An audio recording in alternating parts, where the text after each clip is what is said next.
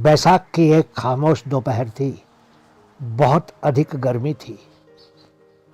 वो कभी एड़ियों के बल और कभी पंजों के बल चलते हुए आकर दुकान के अहाते में फैली छांव में खड़े हो गए। उनके चेहरे पर अब गर्मी से कुछ राहत साफ दिख रही थी। कुछ देर वैसे ही खड़े रहकर उन्होंने अपनी थकावट और जलते हुए पैरों को ठंडी छांव में आराम देकर दुकानदार की तरफ देखकर कहा, भाई जी ये दवाई दे दीजिए, ज़रा देखिएगा कि ये पेट दर्द की दवाई ही है ना। मेरी पत्नी घर में दर्द से तड़प रही है। अपनी छड़ी के सहारे हल्के हल्के दुकान की तरफ चले आ रहे उस बूढ़े आकार को मैं काफ़ी देर से देख रहा था।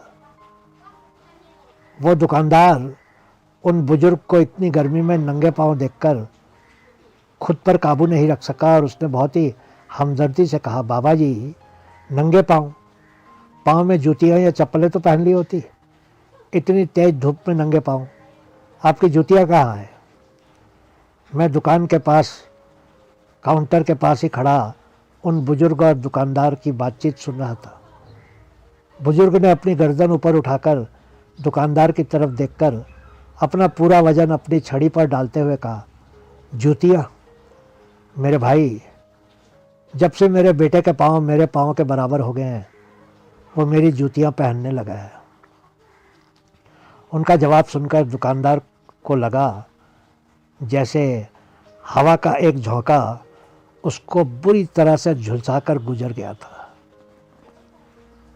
उसने एक बार उन बुजुर्ग के गर्मी में झुलसे हुए चेहरे और झुलसे हुए पाँव को देखा तो वो कांप उठा।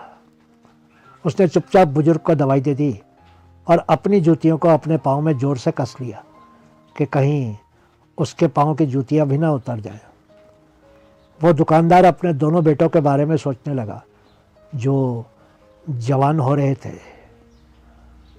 दुकानदार खुद भी करीब 65 बरस का हो गया था और वो जानता था कि कुछ ही समय के बाद उसकी दुकान पर घर सब कुछ बेटों के हाथों में चला जाएगा, फिर ना जाने उसके पाँव में जूतियाँ रहेंगी कि नहीं। जैसे ही वो बुजुर्ग दवाई लेकर जाने लगे, दुकानदार ने उनको पीछे से आवाज़ लगाकर रोका और अपने पाँव की जूतियाँ निकालकर जिद करके उन बुजुर्ग के पाँव में पहना दी। वो करीब 70 बरस का बुजुर्ग जब जूतियाँ पहन रहा था तो उसकी आंखों में आंसू थे और उसने सिर्फ इतना ही कहा, तू मेरे छोटे भाई के जैसा ही है, वो भी मेरा इसी तरह ख्याल रखता था, पर अब वो दुनिया में नहीं है। दुकानदार वापस अपने काउंटर पर आकर बैठ गया, लेकिन मैंने उसकी आंखों में आंसू साफ देख लिए थे। बहुत बहुत शुक्रिया।